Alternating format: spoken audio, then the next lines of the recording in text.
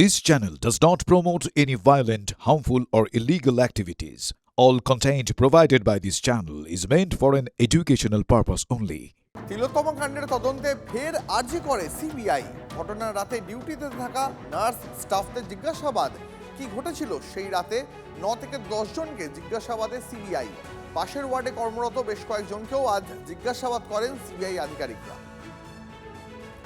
যে ছবি আপনাদের এই মুহূর্তে দেখাচ্ছি, তিলোত্তমা কাণ্ডের তদন্তে আজ আবারও আর্জি করে যায় সিবিআই। ঘটনার রাতে ডিউটিতে থাকা নার্স স্টাফদের জিজ্ঞাসাবাদ করা হয়। ঠিক কি ঘটেছিল সেই অভিশপ্ত রাতে আজও 9 থেকে 10 জনকে জিজ্ঞাসাবাদ করেন সিবিআই এর আধিকারিকরা।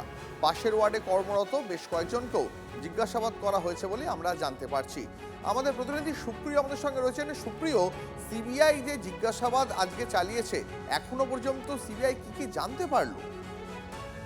দেখো, মূলত আজকে 9 থেকে 10 জনকে জিজ্ঞাসাবাদের জন্য ডাকা হয়েছে এবং সেই জিজ্ঞাসাবাদ কিন্তু আরজিকর মেডিকেল কলেজ ও হাসপাতালের ভেতরে থাকা যে প্ল্যাটিনাম জুবলি বিল্ডিং রয়েছে, যেখানে মূলত প্রিন্সিপালের অফিস রয়েছে, সেখানেই কিন্তু চলছে। এবং এই যে 9 থেকে 10 জনকে ডাকা হয়েছে, তার মধ্যে 4 জন নার্স রয়েছেন, 2 জন অ্যাটেন্ডেন্ট রয়েছেন এবং আরো বেশ কয়েকজন রয়েছেন।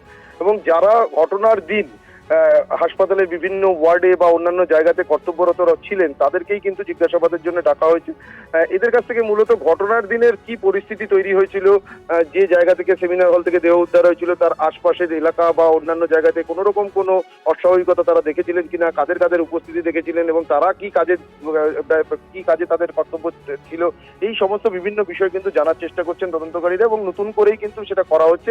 এর আগেও এদেরকে যখন সিবিআই তদন্ত হয়েছিল তখনও তাদেরকে জিজ্ঞাসাবাদ করা হয়েছিল, কিন্তু এদের কাছ থেকে জিজ্ঞাসাবাদের মধ্যে দিয়ে নতুন কোনো তথ্য পাওয়া যায় কিনা সেই চেষ্টাই কিন্তু তদন্তকারীদের তরফ থেকে চালানো হচ্ছে। এবং তুমি নিশ্চয়ই জানো। বেশ, ধন্যবাদ সুপ্রিয়, নজর রাখুন।